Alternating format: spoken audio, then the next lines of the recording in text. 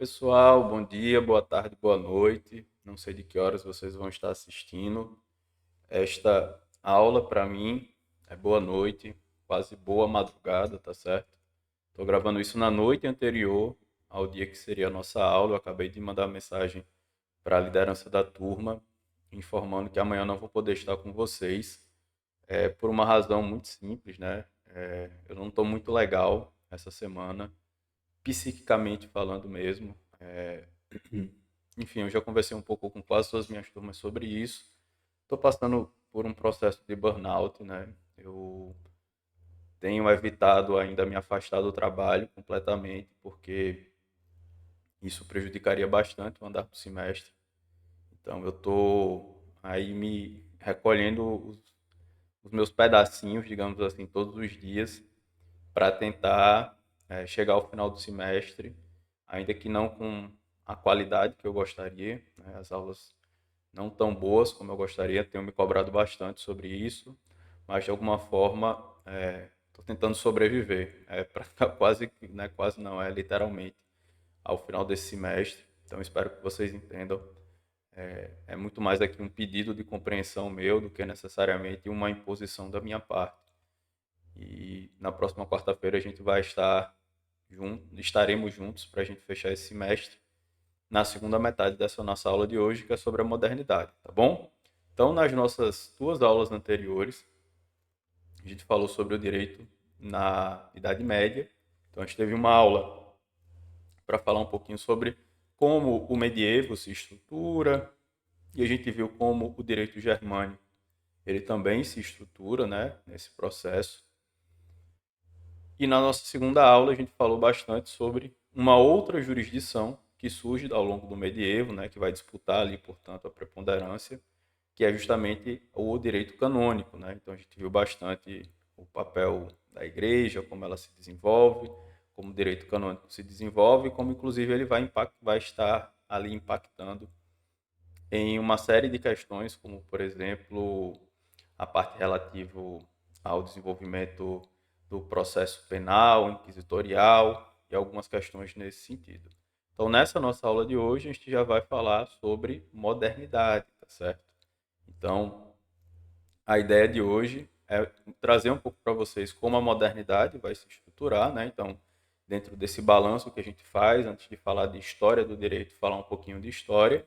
Então, falar um pouquinho sobre como a modernidade ela vai se estruturar e depois disso a gente adentrar aí, né, nos primeiros paradigmas da modernidade em termos de transformação do direito, porque o nosso objetivo central aqui é justamente entender como essas transformações terminaram nos levando para o momento atual. Então, o momento que a gente vive hoje no direito, ele é muito fruto, tá certo? Da primeira modernidade, dessas transformações que a gente vai viver na primeira modernidade. No Brasil, não tanto. No Brasil, a gente vai ser muito mais influenciado por aquilo que a gente vai ver na aula da próxima quarta-feira, né? Que é essa ideia do primado do direito, a ideia da codificação jurídica, mas, de certa forma, tá certo? O paradigma geral do direito ele é muito influenciado por todas essas transformações. Se você tiver interesse em se aprofundar, por assim dizer, em algumas das questões dessa aula de hoje, deixo aí alguns textos do Michel Villey, tá certo? Que vão ser bastante utilizados aqui, principalmente nessa primeira metade, né? Quando a gente for falar sobre o debate entre os nominalistas, os tomistas, tá certo? O texto da Simone Goyard Fabre, tá certo? Que também vai trazer um pouquinho sobre os princípios filosóficos desse direito político moderno. E dois textos do professor Ronald Dworkin que a gente vai explorar no início da próxima quarta-feira para a gente fechar a parte de Common Law. Hoje a gente começa a falar sobre Common Law, tá certo? E aí eu vou falar sobre teoria do romance em cadeia, assim, introduzir a ideia, mas na próxima aula que a gente vai falar de fato sobre o Ronald Dworkin, sobre codificação e sobre o estado atual, portanto, do direito, tá certo? Então, se você se interessar, vem comigo nessa. Bom, pessoal, quando a gente pensa em modernidade, né, principalmente quando a gente está estudando ali na escola, modernidade ou algo nesse sentido, geralmente a gente aprende sobre modernidade atrelando muito esse paradigma, né, esse momento histórico ao surgimento do Estado moderno principalmente ali, né, com a parte relativa às revoluções liberais, né? Ou pelo menos até assim, necessariamente às revoluções liberais, porque algumas pessoas vão dizer que depois disso inicia-se aí uma idade contemporânea, que nada mais é do que, a bem da verdade, a modernidade, tá certo? Tanto que se você parar para trocar uma ideiazinha com o chat GPT, né? E aí a gente vai estudando as coisas que vão surgir no direito na modernidade, por exemplo, perguntando para o chat GPT o que foi a Magna Carta, a Carta Magna, ele vai dizer para a gente isso que está aí no quadro para vocês, né? Isso que a Magna Carta, ela foi um primeiro grande documento que estabelece limites ao poder de um rei, de um soberano, para que esse rei não possa agir de maneira arbitrária, que garante direito aos cidadãos. E aí a pergunta que eu faço, né, que a gente vai responder nessa primeira metade da nossa aula, será que a Magna Carta foi de fato um documento assim tão importante? E qual é a relação que essa Magna Carta ela vai terminar tendo com o tido Common Law, tá certo? Em inglês. Então, nesse primeiro momento da nossa aula, né, a gente vai ver aqui a parte 1, a parte 2, a gente vai entender um pouquinho desse contexto histórico da modernidade, né? Então, o que é que vai acontecer aí no início da modernidade e também o surgimento de um direito dos comuns, tá bom? Primeira ideia, vocês já sabem como funciona, né? Como eu sempre faço com vocês, a gente sempre começa a partir de uma lógica de delimitação temporal. Então, pensando na linha do tempo, tá certo? O que é que a gente vai ter aqui para conversar. Então, quando a gente pensa, pessoal, na ideia de uma coisa moderna, né? Se chegasse assim, se fosse uma aula presencial, eu perguntasse assim, pessoal, para vocês, o que é que significa a palavra moderno? E aí muita gente vai dizer assim, moderno é uma coisa que é atual, moderno é uma coisa que está antenada, é uma coisa que está ali em consonância com as últimas tendências contemporâneas. Então, quando a gente está falando sobre modernidade, geralmente a gente está pensando em algo nesse sentido. Mas, se eu tento falar em pensamento jurídico moderno, trazer essa ideia de modernidade para o direito, a primeira coisa que vocês têm que ter em mente é que, para a gente, no direito, a modernidade é um período, tá certo? Muito turbulento, onde o direito ele vai passar por diversos processos, inclusive dando origem a duas espécies, dois formatos, dois estilos de direito que vão ser muito diferentes, tá certo?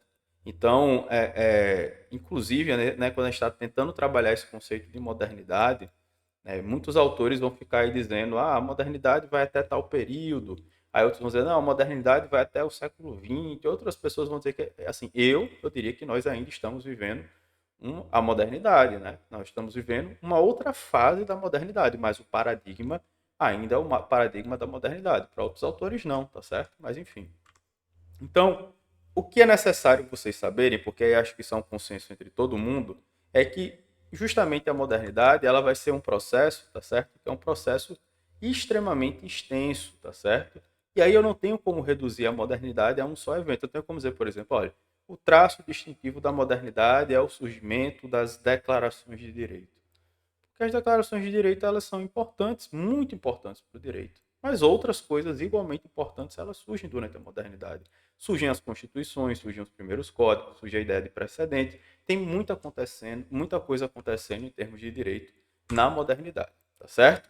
Então, como eu gostaria que vocês pensassem cronologicamente a modernidade? Eu acho ideal a gente dividir a modernidade em pelo menos três fases, tá? A primeira fase, nós estaremos falando de uma dita alta ou de uma primeira modernidade, que alguns autores, né, como eu estou trazendo os referenciais para vocês no início da aula, vão dizer o seguinte, olha, essa fase aqui é o Early Modern Road, tá certo? Então ele vai ali mais ou menos do século XVI até aproximadamente o século XVII, então dos anos 1500 até os anos 1600, 1600 e pouquinho, que é justamente quando o mundo está passando por um processo, tá certo? O mundo é muito complexo, né? Quando parte da Europa, que até então não estava inserida nesse contexto, passa por um processo de expansão marítima. Por que eu estou falando parte da Europa, inclusive? Porque os vikings, eles estavam em franca ascensão do seu processo de expansão marítima durante todo o medievo, tá certo? Mas aquela outra parcela dos povos germânicos que estavam distante do mar, eles passam por um processo de expansão marítima, a gente passa por um processo de reorganização da geografia europeia. Então a gente vai começar a ter ali na Europa contornos geográficos de delimitações territoriais muito aproximadas ao desenho europeu que todos nós, inclusive, temos na mente atualmente, né? Com a formação ali de alguns estados, inclusive estados-nação, que nós conhecemos até os tempos presentes.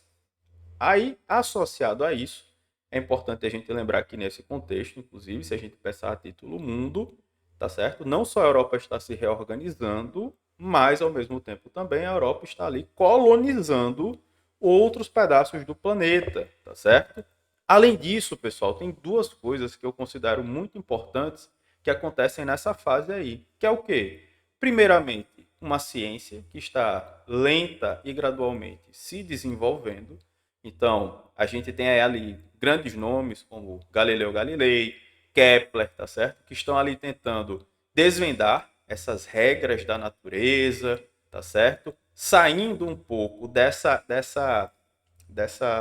quase que obsessão do paradigma medieval de associar fé à razão e trabalhando puramente através da razão e das ciências matemáticas e aquelas ciências que vão se desenvolver, inclusive, a partir da matemática também, tá certo?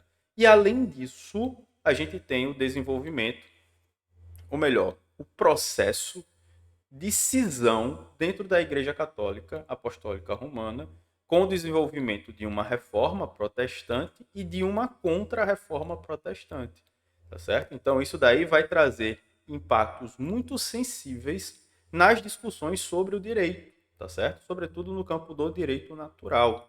Então, esses dois processos dessa primeira modernidade, eles vão trazer impactos sensíveis no desenvolvimento posterior, no paradigma seguinte, do direito como ciência, porque já que é um período de desenvolvimento inicial da ciência, mas no campo das ciências exatas, das ciências biológicas, mas no campo do direito a gente já tem um fenômeno importante, que são a reforma e a contra-reforma protestante. Num segundo momento, nós temos o que nós chamamos de segunda modernidade ou de modernidade central. Ou seja, aquilo ali que vai acontecer entre os séculos 17 e 18.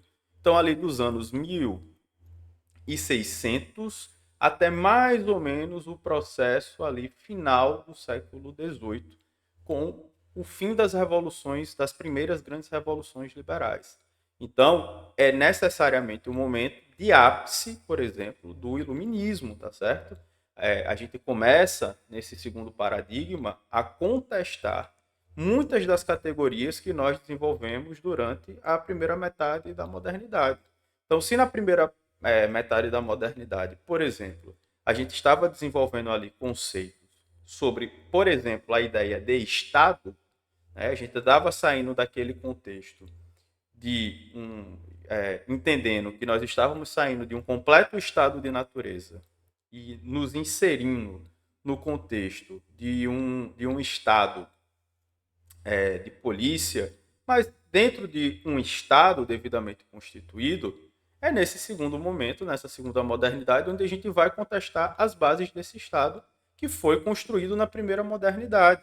Então, é justamente aqui nesse momento que a gente vai ver um movimento super revolucionário chamado de constitucionalismo, que vai ganhar muito, mas muita relevância e vai ser fundamental para você colocar em xeque aquele modelo de Estado absoluto, de Estado de polícia, e você inaugurar um novo modelo de Estado, que é justamente o conceito de Estado de Direito. Por isso que a modernidade é tão importante e tão cara para nós da área do direito. E temos ainda uma terceira modernidade, que começa ali por volta do final do século XIX, e que ela vai se estender até os tempos atuais. Porque o que entra em crise, pessoal, no final do século XIX é justamente esse Estado de Direito. Né? Quando a gente pensa, por exemplo, na ideia de criação de um Estado pautado no primado da lei, na ideia de que todas as pessoas são iguais, portanto, perante a lei, e, portanto, todos viveremos numa sociedade que seja mais livre, mais justa, mais igualitária, nós percebemos, através, sobretudo, das alterações macroeconômicas que vão acontecer no mundo no início do século XIX, que, na verdade, esse Estado de Direito, ele, da forma como ele foi ali preconizado, ele não vai resolver os problemas materiais, né, as conjecturas, os condicionamentos, tá certo? Frutos desse novo paradigma, desse novo modo de reprodução econômica, que é muito acelerado com o processo de acumulação de capital e de meios de produção no século XIX, durante a Revolução Industrial.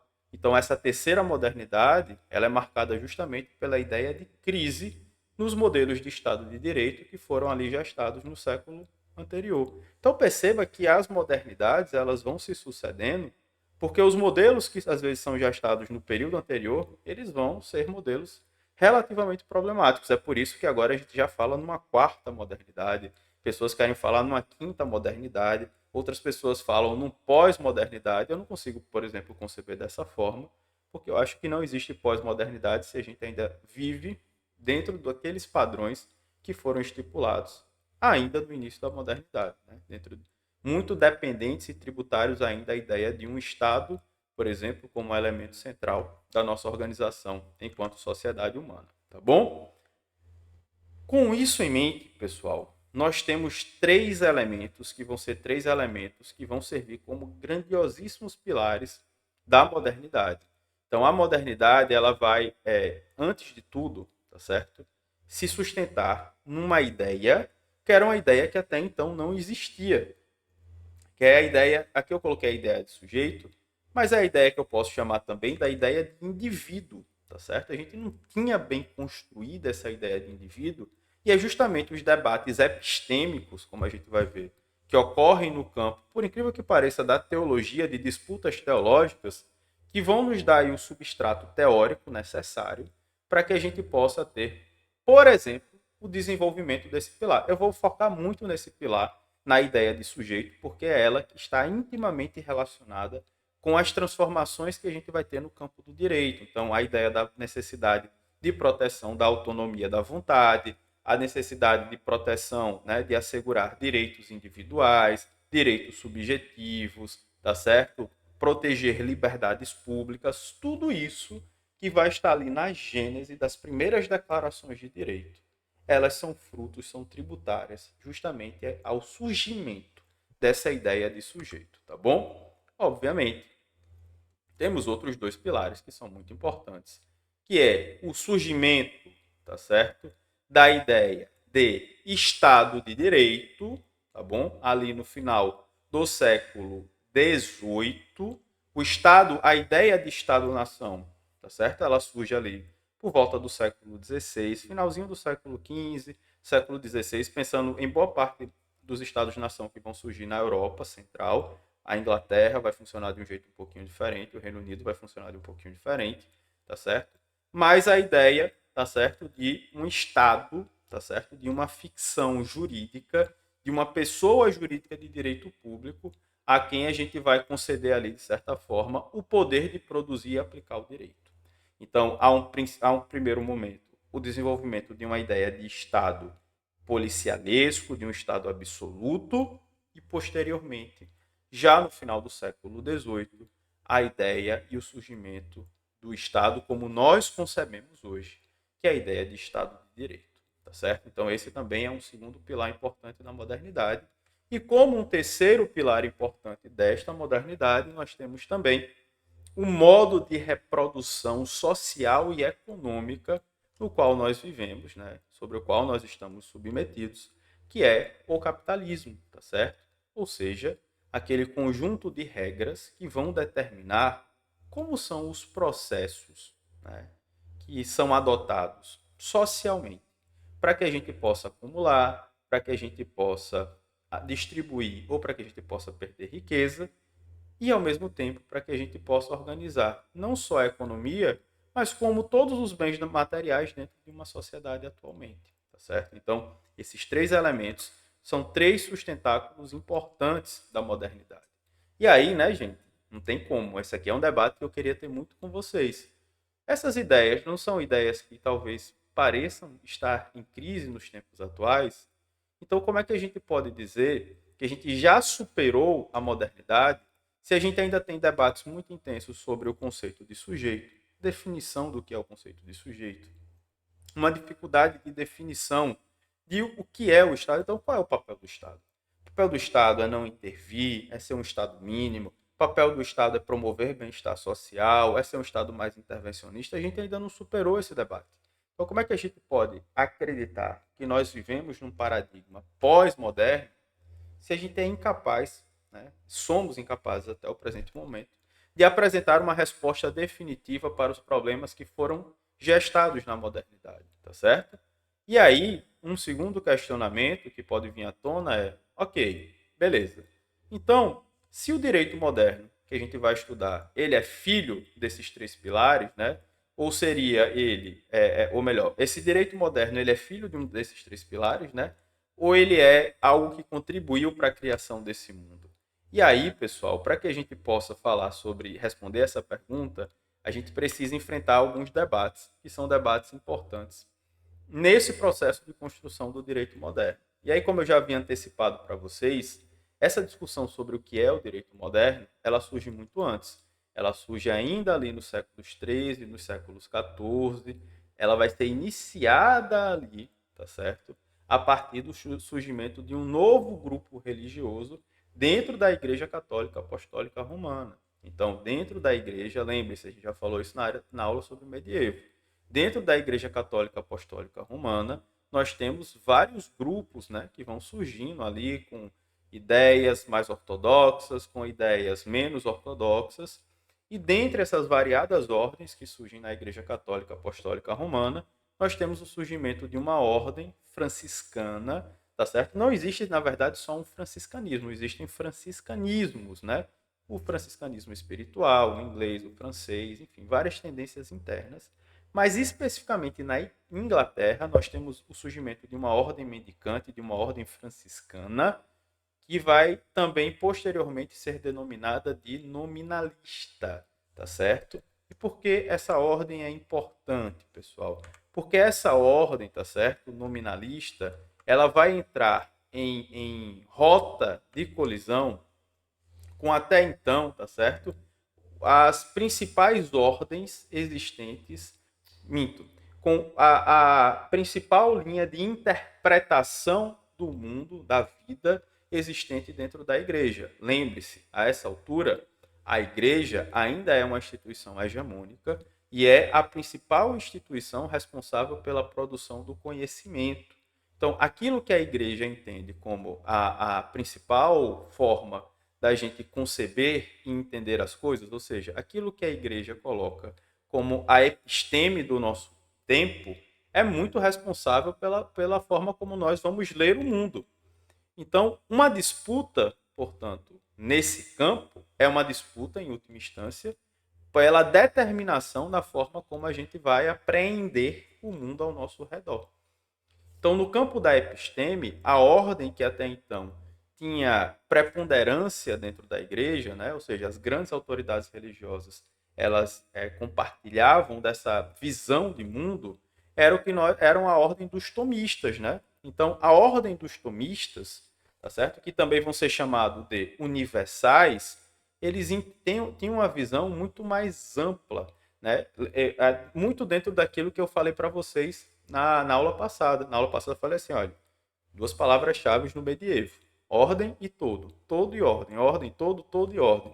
Então eles tinham uma leitura do universo, uma tentativa de explicar as coisas no universo, que sempre tentava fazer isso através de uma perspectiva ultra totalizante e através de uma ideia de que o mundo, que o universo, ele já foi criado pronto e acabado por Deus.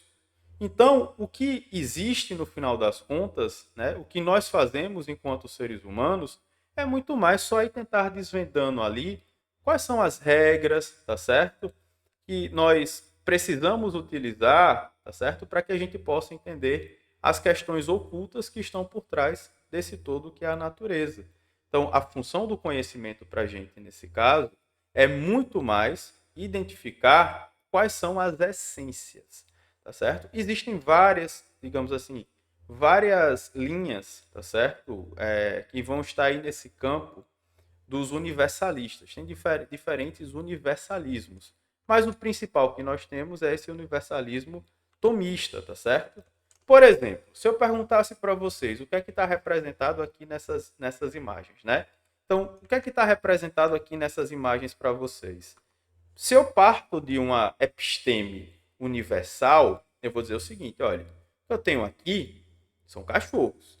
Mas para eu definir o que são os cachorros, eu estou vendo uma coisa que é real no mundo. Não é uma coisa que a minha cabeça inventou, tá certo? Já existe algo pronto, infuso na natureza, que é a caninidade, que é a essência do cachorro. E essa é uma criação abstrata da minha razão. Porém, o cachorro, propriamente dito, tá certo? Aquilo que está infuso a ele na sua essência é algo que é real no mundo, é algo que já foi criado por Deus. Ele já foi criado assim. Então a nós simplesmente cabe o quê? Olhar para isso daqui, entender o atributo dessa primeira figura, né? Dessa figura, cadê? Deixa eu pegar aqui meu lápis e minha caneta. Olhar para essa primeira figura aqui. Pô, cadê meu lápis? Por que meu lápis não quer vir? Ah, veio. Olhar para essa figura aqui e falar: existe uma essência aqui que o conecta a uma essência que também existe nesse daqui, que o conecta a uma essência que existe ele aqui, que o conecta a outra essência que eu identifico nesse outro aqui. Então, certo? A ideia de encontrar esse elemento comum, essa essência que une todas essas coisas é, de fato, uma abstração da minha razão. Mas o fato de que isso aqui é um cachorro é algo, tá certo? Que é concreto, que é real no mundo e que foi colocado desta forma, assim já por Deus. Então é como se eu partisse sempre de uma tentativa de explicar as singularidades a partir de uma lógica universalizante. Por isso que eles são chamados de universais. Os tomistas, pessoal, perdão, os nominalistas, por sua vez, eles vão vir justamente num sentido contrário. Porque enquanto, tá certo, os tomistas eles estão preocupados com essa identificação dos universais, na essência que vai conectar as singularidades que existem na natureza, os nominalistas eles estão fazendo um processo inverso. Perceba, dentro dessa lógica dos tomistas, tá certo? A gente vai partir de uma ideia, inclusive, de que conceitos como justiça, como bem comum, tá certo? Elas são frutos, na verdade, de uma lei natural que já está inscrita, tá certo? Na ordem das coisas. A única coisa que cabe a nós é justamente revelar, a partir de situações específicas, tá certo? As singularidades relacionadas à justiça e ao bem comum. Então, essa lei natural que está inscrita vai servir de fundamento para o direito positivo, e não o inverso, não o direito positivo que vai nos fazer chegar, tá certo, a um conceito definitivo do que é justiça. É um processo inverso. Então, a ideia aqui é o seguinte: existe uma lei injusta? Se existe uma lei injusta, ela não é lei. Porque o que liga uma lei, tá certo? A essência que liga coisas enquanto lei, ela, na verdade, já decorre da própria ideia universal do que é justiça. Aí, quando eu pego essa ideia e eu viro essa ideia, ou seja, eu viro ela de ponta cabeça, eu estou querendo dizer o seguinte, olha, não. Esses conceitos genéricos, tá certo? Como, sei lá, caninidade, eles são, na verdade, uma ilusão da nossa cabeça. Então, nós, indivíduos singulares, aí que é muito interessante a noção de indivíduo, né? A noção de sujeito, ela sendo utilizada para isso, nós projetamos na realidade, tá certo? E vamos identificando na realidade esses elementos que são partilhados por coisas comuns. Então, a gente termina fazendo muito mais um trabalho de agrupamento, tá certo? De coisas parecidas e atribuição de um signo para facilitar, tá certo? O nosso entendimento do mundo. Então, no final das contas, os conceitos que nós vamos criar, eles não são criações de Deus, né? Coisas que ele já deixou aqui pronto no mundo, tá certo? Eles são, na verdade, invenções dos seres humanos, são fruto, portanto, do exercício do nosso intelecto. Vixe, minha câmera desfocou. Peraí. Volta normal, câmera. Vamos ver se ela volta assim, se eu for para frente e para trás. Voltou. Voltou não, tá de greve. Então, só vão existir coisas individuais, tá certo? E coisas particulares. O que é que eu quero dizer com isso? Vou botar o exemplo aqui que fica mais fácil. Se eu perguntasse para vocês o que é que há de comum entre essas imagens aqui? As mesmas imagens do exemplo passado, tá certo? Por exemplo, você pode dizer o seguinte, olha, esses dois sujeitos aqui, eles fazem parte de uma mesma espécie. Eu não estou usando o termo técnico de espécie não, tá, gente? Só para vocês entenderem. Aí você continua olhando para essa imagem e fala, ué, mas esses dois aqui também fazem parte da mesma espécie. Aí você olha para a imagem como um todo, aí é fogo, né? A imagem aqui morreu, mas era um doguinho. Aí você vai dizer o seguinte, ué, esse e esse, eles são todos de uma mesma espécie. Então, se eles são todos da mesma espécie, se eu escolhesse um só signo para eles, que tal se eu fizesse isso? Para economizar tempo, porque aí, quando eu falar, olha, isso é um cachorro, e a outra pessoa já entendeu o significado desse signo, eu não preciso ficar me preocupando em fazer a pessoa entender ao que eu estou me referindo. Se eu disser, oh, isso aqui é um cachorro, a pessoa vai entender. Ok, eu sei o que é um cachorro. Se eu falar para uma pessoa, mesmo que ela não esteja vendo o cachorro, ela vai saber ao que eu estou me reportando, tá certo? Então eu escolhi o signo cachorro para significar, tá certo? Por isso que a ideia da significação para dar o nome a esse todo. Mas eu dei esse nome a esse todo partindo de características singulares que eu identifiquei em cada um deles e que no final das contas vão conectá-los. Não é porque Deus os conectou quando os colocou na natureza dessa forma, tá certo? É porque a minha mente foi capaz de fazer esse processo de redução do particular para a criação de um conceito universal, tá certo?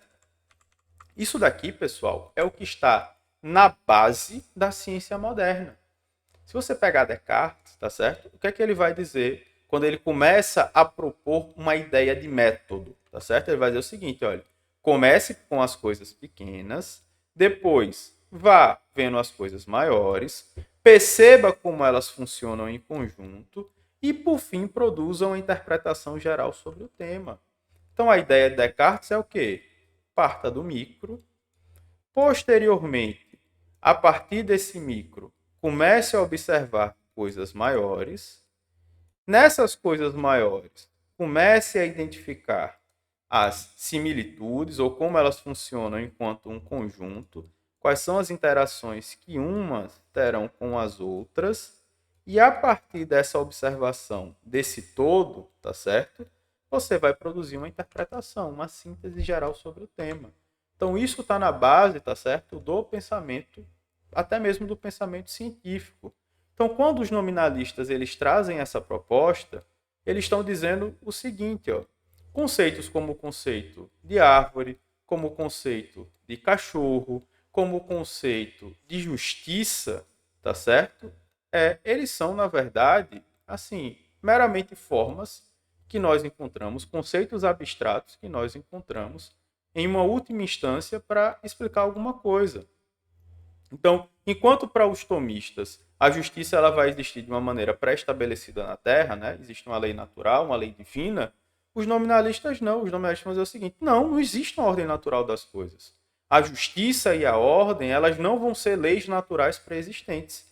Se existe justiça, se existe uma ordem natural das coisas, elas vão ser frutas, a bem da verdade, de um acordo de vontades. E aí surge um outro conceito, uma outra questão que é igualmente importante, que é a ideia de vontade. Porque a ideia de vontade, que até então era uma ideia um pouco estranha ao pensamento filosófico, ao pensamento jurídico, ela vai estar intimamente atrelada à ideia de sujeito, à ideia de indivíduo. E aí, a junção desses dois conceitos, ela vai ser muito importante para a gente começar a trabalhar algumas categorias que são fundamentais no nosso tempo, como, por exemplo, a ideia de propriedade. Como assim, Ângelo? Vou contar isso através de uma treta, como vocês sabem que eu gosto, né? O que a gente chama de querela dos universais, a gente falou na aula passada sobre a querela das investiduras, a querela dos universais, ou a questão dos universais, ela basicamente é uma espécie de confronto, tá certo? Justamente entre os tomistas e os universalistas, que vai estar muito presente ali num embate mais específico entre o Guilherme de Ockham, tá certo? E o Papa João XXII. Guilherme de Ockham, um nominalista, um franciscano inglês, tá certo? E, do outro lado, João XXII, um papa tomista. Então, por isso que é a querela dos universais. Qual é a grande treta, pessoal? Tá certo? Os nominalistas, eles ganharam muito espaço dentro do catolicismo inglês. Inclusive, ali, a partir da concessão de terras para que eles construíssem as suas abadias, os seus monastérios e tudo mais, apesar dos seus votos de pobreza, né, eles não estavam acumulando riqueza, eles estavam produzindo obras para a igreja. E isso necessariamente trazia para eles também poder. E ante essa ameaça, né, de uma outra ordem hegemônica dentro da igreja e diversas outras questões anteriores, né, o Papa João XXII coloca os franciscanos ingleses na heresia. E a ideia de João XXII era classificá-los como hereges, porque eles falavam o seguinte, o João XXII ele fala, olha, Jesus ele não podia ser um pobre voluntário, porque Jesus ele bebia água, Jesus ele vestia as roupas, tá certo? Jesus ele tinha a burrinha dele, então ele se apropriava dessas coisas. E os franciscanos não, eles abrem mão dessas coisas. Eles abrem mão de ter as suas roupas, tá certo? De comer as suas comidas, de ter os seus bens. Então, os franciscanos, na verdade, eles estão dando, isso a perspectiva de João 22, tá? Eles estão dando uma leitura errada aos ensinamentos de Cristo. Eles são hereges, portanto. E isso daí vai gerar uma censura, tá certo? E, obviamente, a classificação dos franciscanos ingleses como hereges. Só que aí, Guilherme de Ockham, representante dos franciscanos ingleses, ele dá uma resposta a João 22. E nessa resposta a João 22, ele não vai fundamentar a sua resposta com base na teologia, ele vai trazer o direito romano, para vocês entenderem a importância do direito romano, tá, pessoal? Muito importante. E aí, Guilherme de Ockham, como estudioso, ele vai trazer a discussão entre o usus facti e o usus abutendi, tá certo? Ele vai dizer o seguinte, em um grandiosíssimo resumo, nessa carta que ele encaminha a João 22. Olha, os franciscanos, tá certo? Assim como Jesus Cristo, eles fazem uso regular das coisas como elas estão no mundo.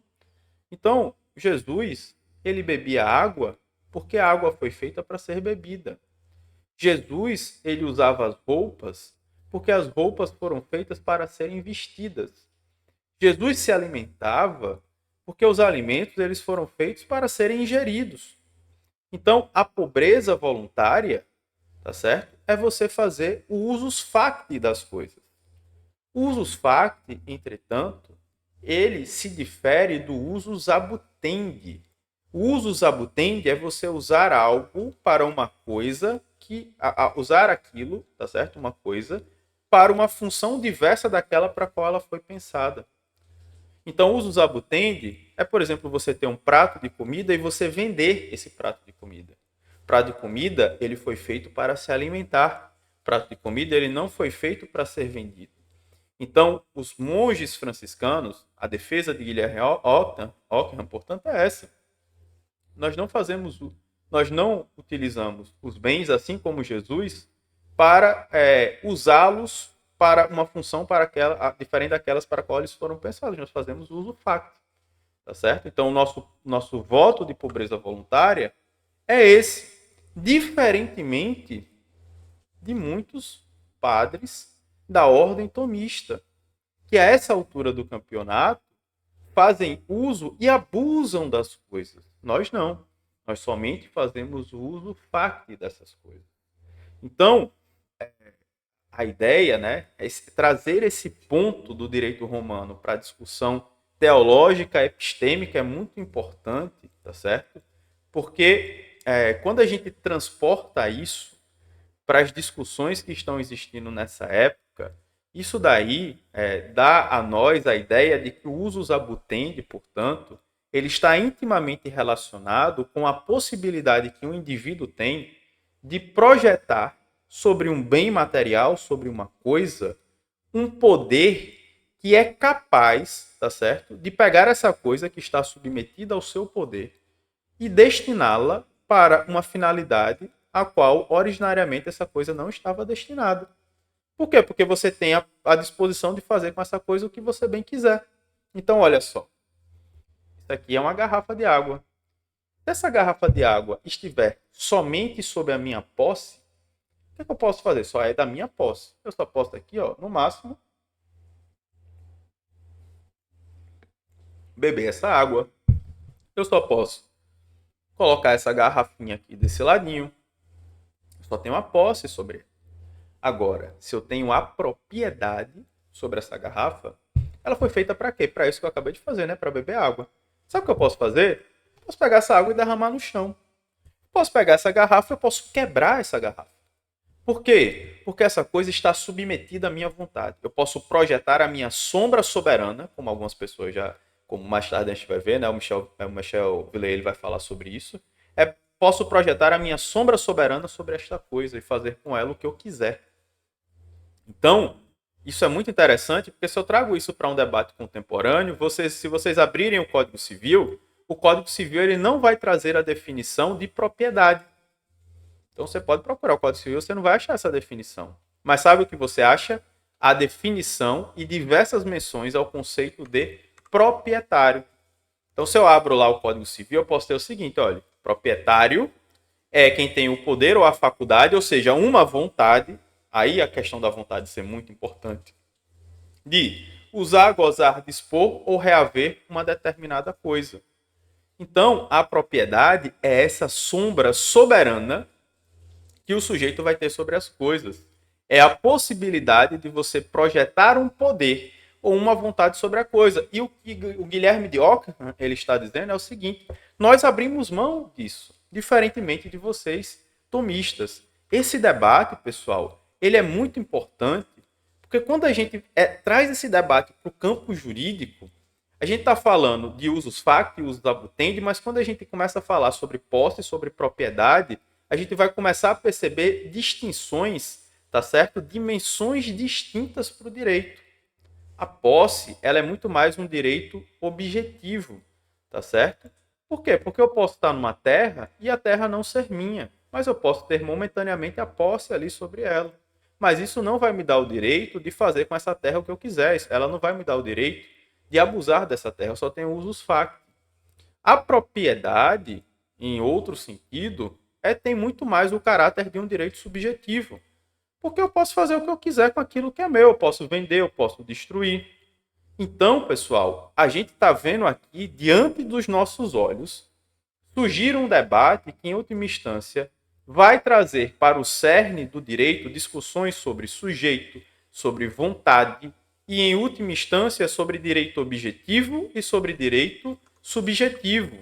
Isso é muito importante porque o direito até então havia sido pensado fora dessa lógica, fora dessa caixinha. O direito medieval foi pensado completamente fora dessa caixinha. É por isso, gente, que a ideia de propriedade privada, tá certo? Ela só vai começar a ser gestada a partir desse giro epistêmico que a gente vai ter a partir dessa querela dos universais. Porque até então não existia essa ideia de propriedade privada. Um exemplo, né, que eu gosto muito que o Thiago Hansen usa, inclusive, né, numa aula que ele dá sobre esse tema, ele diz o seguinte: olha, se lá no medievo um lorde que fosse dono de um moinho, tá certo? No qual vários camponeses faziam a moagem dos seus grãos, esse lorde, por pura birra, ele vai lá e tenta destruir esse moinho, ele pode até se achar o dono dessa coisa. Mas a ideia de propriedade não existia, ao ponto de que ele poderia ser legitimamente morto por esses camponeses. Porque até mesmo um senhor feudal, ele tinha deveres para com as coisas do feudo. Porque essa ideia de propriedade e do exercício da submissão dela unicamente à sua vontade é uma ideia que é muito mais típico de nós modernos, tá certo? Aqui no Brasil a gente vê isso também quando a gente pensa, por exemplo, nas Seis Marias ou coisas nesse sentido, tá bom?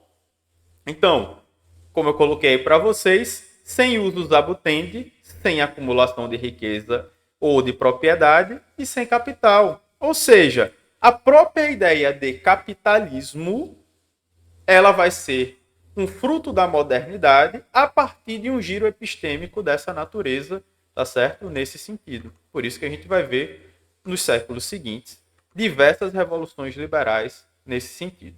Beleza? Para fechar esse nosso encontro, eu prometi que a gente falaria sobre duas coisas, mas a gente ainda tem um tempinho aqui para fechar pelo menos uma horinha de aula, tá certo?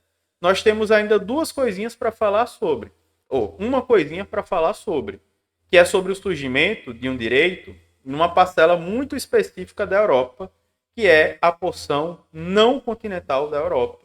Então, nessa porção não continental da Europa, ainda naquele tempo histórico, que para o restante da Europa a gente chama de medievo, a gente estava tendo transformações modernas, por isso que essa ideia de cronologia ela é muito doida quando a gente trabalha com história. A gente estava tendo transformações ultramodernas no direito inglês. Vem comigo.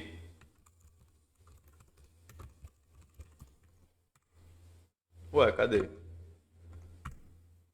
Vamos lá. Então, meus queridos, na aula passada, a gente viu que no paradigma do medievo, o direito ele era bem descentralizado, né? A gente teve a queda do Império Romano, né? As migrações germânicas, a fundação de diversos reinos vai descentralizar bastante o sistema de aplicação do direito, inclusive com a existência de múltiplas jurisdições. A concorrência da jurisdição canônica com a jurisdição de um determinado império germânico. Porém, como eu coloquei para vocês, em algum lugar no reino da Inglaterra, há muito, muito, muito tempo, tá certo? Ali por volta do finalzinho do século XI, a gente vai ter o desenvolvimento de mecanismos muito interessantes, tá?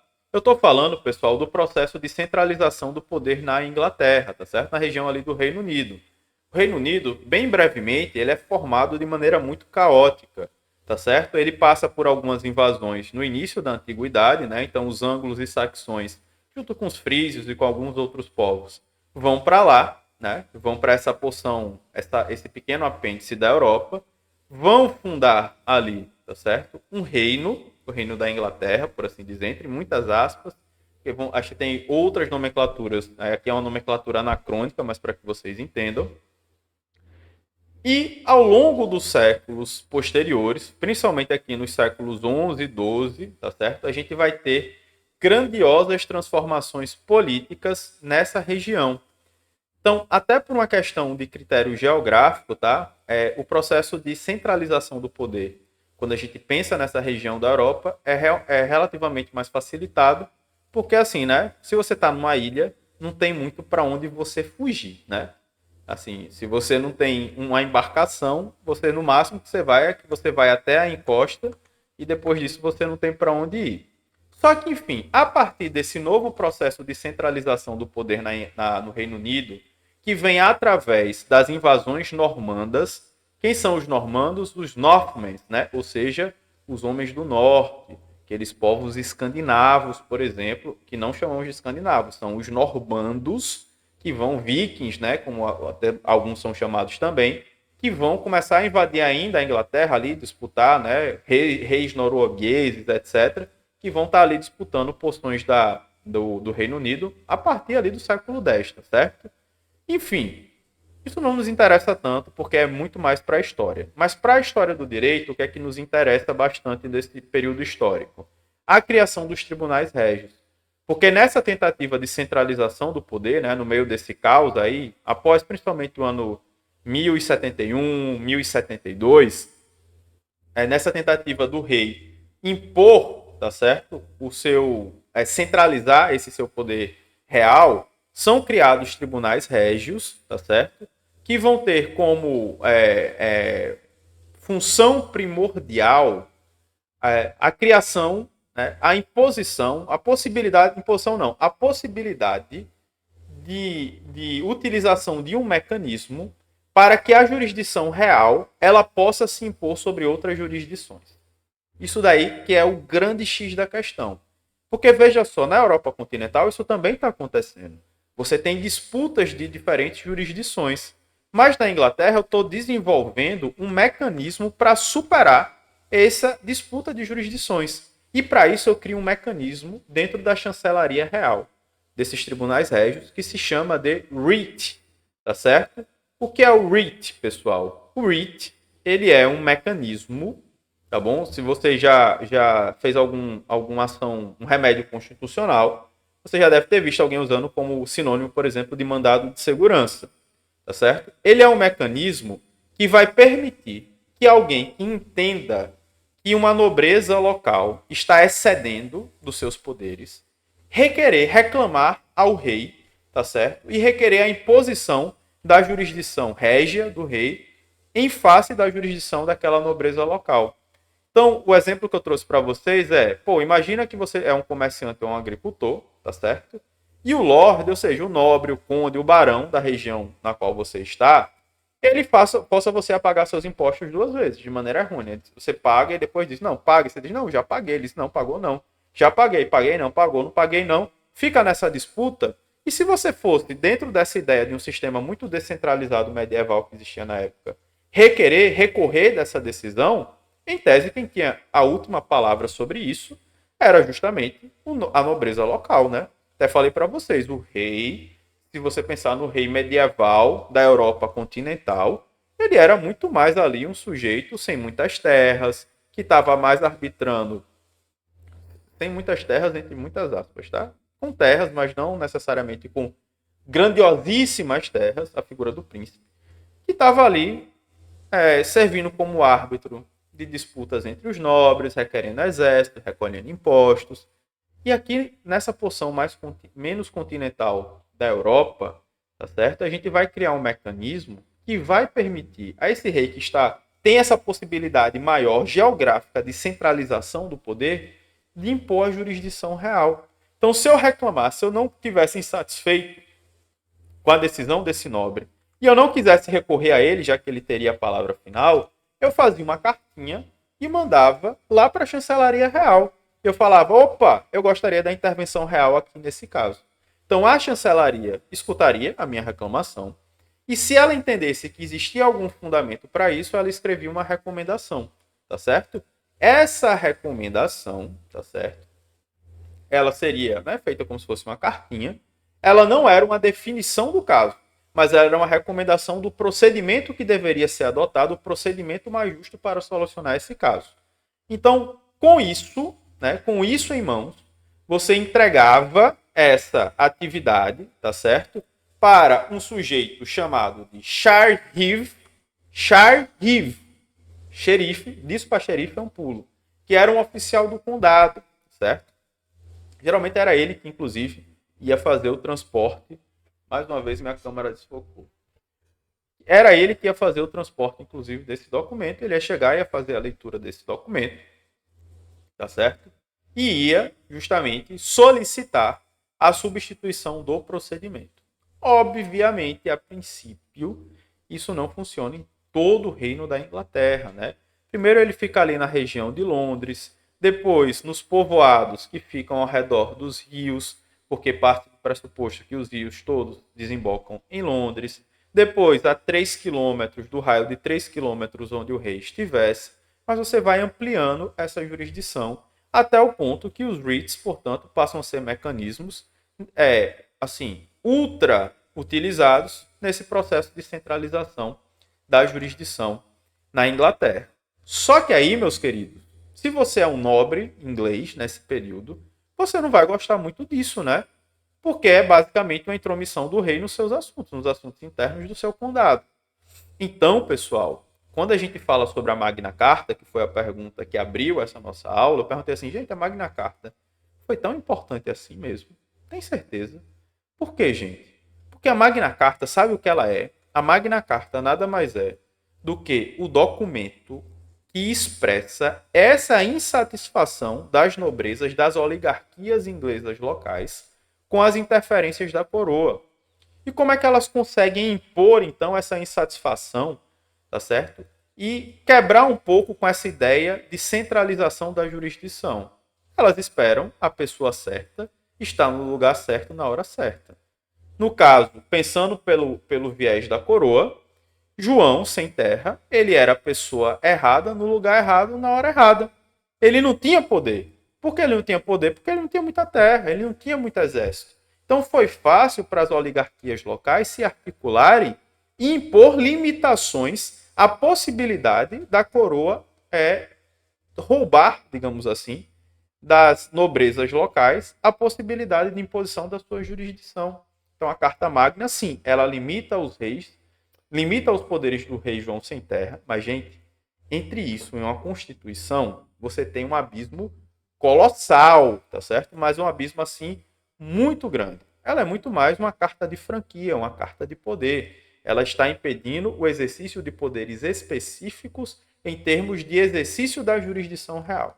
Ela não necessariamente vai trazer direitos específicos, tá certo? Para a população que estava ali na região da Inglaterra, tá certo? Isso é muito importante que vocês tenham assim em mente, porque senão vocês vão cair um pouco nessa ladainha de que a Carta Magna é uma Constituição e a Carta Magna de Constituição tem pouquíssima coisa no final das contas, ok? Aí, meus queridos, esse documento, desculpa, né? Quase pulei esse slide. Esse documento ele é tão importante, mas tão importante, que ele fica 5 séculos esquecido, tá certo? E aí, quase 5 séculos depois, quando a Inglaterra está passando ali pelas suas revoluções gloriosas, um senhor, né, um lord chamado de Sir Edward Coke, no bojo das discussões sobre a necessidade de limitação dos poderes do rei, ele vai trazer a Carta Magna para afirmar a historicidade do parlamento e a ideia do King in Parliament, ou seja, a ideia de que o rei ele reina, mas ele não governa. Então o rei representa os nobres e pode propor coisas, mas ele necessita passar pelo escrutínio da aceitação dos lords e dos comuns. Ou seja, o parlamento, em última instância, ele é soberano, tá certo? Então esse documento é redescoberto mais ou menos nessa época, tá certo? E por que, então, esses writs, eles são tão importantes, né? Esqueça a Magna Carta. Por que os writs são importantes? Porque, gente, com o passar do tempo, tá certo? Esses writs, na medida que eles vão retomando o seu poder, né? Que essa jurisdição real, ela, mesmo que ela perca a sua força, os writs, eles passam a ser mecanismos para você reclamar uma jurisdição, uma modificação de jurisdição, e eles são muito atrelados ali a casos específicos. Esses writs, eles começam, assim como aconteceu lá em Roma, né, com as fórmulas dos pretores, eles começam a se generalizar um pouco. E aí, um determinado writ, que foi utilizado para solucionar uma questão comercial específica, uma questão tributária específica, ele começa a ser usado como paradigma para solucionar uma outra questão parecida com essa. Então, quem é que vai ter interesse nisso? Se eu estou falando de comércio? Os comerciantes. E os comerciantes, pessoal, muitos deles são os primeiros sujeitos que vão se formar lá nas universidades. Então, lembra, por isso que eu falo sobre a universidade no final da aula passada. Esses sujeitos eles estão indo ali para as faculdades de artes liberais, né? Como, por exemplo, a Universidade de Oxford, e eles vão se formar enquanto bacharéis, e como bacharéis ou mesmo doutores em direito, eles vão começar a estudar esses writs, porque eles precisam ter mais ou menos um mapa mental do que fazer caso eles tenham conflitos com a nobreza local. Então, sejam comerciantes que continuam como comerciantes, sejam sujeitos que são financiados por esses comerciantes para trabalhar para esses comerciantes, ou seja, a ideia dos primeiros advogados, então elas vão começando a se formar. Esses sujeitos eles ficam lá enfurnados na Torre de Londres, catalogando e estudando esses writs, estudando, portanto, esses precedentes, tá bom? Então, o common law, pessoal, enquanto assim, na Europa continental, você tem um processo civil que vai demorar ainda muito tempo para virar uma ciência autônoma e um processo penal que vai estar muito ligado à ideia de inquisição, como a gente viu na aula passada, ainda durante aquele período do medievo, mas é um medievo moderno, no caso da Inglaterra, esse direito processual na Inglaterra, ele vai se desenvolver muito, tá certo? Então, essa reflexão sobre o procedimento dos writs, tá certo? quais remédios devem ser utilizados para solucionar determinados conflitos de jurisdição. Ele vai se desenvolvendo muito, muito, muito rápido. Muitos profissionais nessa área vão surgindo. A faculdade de Direito ela vai ganhando cada vez mais expressão, porque ela é uma demanda necessária para solucionar questões mercantis, questões comerciais, e o comércio está em ampla expansão. Pense na Inglaterra dos séculos 14, 15, aí chega século 16, 17, ápice comercial. Então, é extremamente necessário, tá certo? E aí, ao ponto de que, nesse modelo, portanto, de direito, que se toma muito mais como base, tá certo? Essas decisões que haviam sido tomadas no passado, o juiz, tá certo? Ele não é mais necessariamente um sujeito que assume uma função de sentenciar algo, mas ele está muito mais relacionado com uma supervisão da aplicação dos writs, tá certo? De produção de provas e questões nesse sentido. E, geralmente, portanto, você tem ali na Inglaterra, nesse momento, uma preocupação muito maior com a função do juiz, muito mais relacionada a uma preocupação com o devido processo legal, do que necessariamente com as questões de fundamentação racional das suas decisões, porque geralmente boa parte das decisões elas eram tomadas de maneira colegiada pelos comuns, tá certo? No caso das pessoas que estão em alguns estamentos mais baixos, ou dos lords, nos casos das pessoas que são pessoas mais nobres. Por isso, pessoal, é muito perigoso você falar que o direito inglês ele está do outro lado do direito romano, tá certo? Não caiam nesse conto da carochinha, não. Porque, na verdade, se você parar para ver, o processo de abstrativização dos writs é muito parecido com o que acontece em Roma. Agora, o que é que vai acontecer? Você vai ter o desenvolvimento de um direito, tá certo? Na Inglaterra, que é um direito que ele vai sendo criado ali de precedente em precedente, buscando soluções razoáveis diante dos casos concretos, e é justamente o que o Dworkin ele vai trazer como a ideia de um romance em cadeia, que é o que a gente vai ver na nossa próxima aula, tá certo? Então, em resumo, pessoal, nesse sistema de um direito comum, a gente tem uma inversão metodológica daquilo que a gente tem dentro do nosso sistema de civil law. Então, dentro de um sistema de common law, tá certo? O que é que você vai ter? Você vai ter uma preponderância maior ao precedente, que seriam os writs do passado. E a partir do precedente, eu vou buscar, havendo uma lacuna do precedente, eu vou procurar na lei escrita, portanto, uma solução para esse caso. Então, eu preencho o vazio deixado pelo precedente com uma lei, e não o inverso. O vazio deixado pela lei com o precedente. É só uma inversão metodológica, portanto, do processo de aplicação do direito. Certinho? Pois então, meus queridos, cumprindo o meu combinado com vocês, deu uma horinha certinha de aula. Eu peço que vocês assistam, né, até esse ponto, tá certo? E aí, na nossa próxima aula, a gente vai falar sobre o direito não continental. Então, a gente ainda vai falar um pouquinho, né, sobre essa ideia de como esse direito vai ser aplicado dentro do common law. Então, vou trazer um pouco da ideia do Dworkin, tá certo? E vamos falar bastante, tá certo, sobre o que vai acontecer na Europa durante a modernidade, porque lá o direito muda também. E aí ele vai passar finalmente pelo processo de codificação. Só que para isso a gente vai ter que ver o surgimento do Estado moderno e posteriormente o processo de codificação do direito. Mas isso é papo para a próxima quarta-feira, tá bom? Eu agradeço a compreensão de vocês, desejo bons estudos e a gente se vê na próxima quarta-feira, tá bom? Um cheiro e até lá.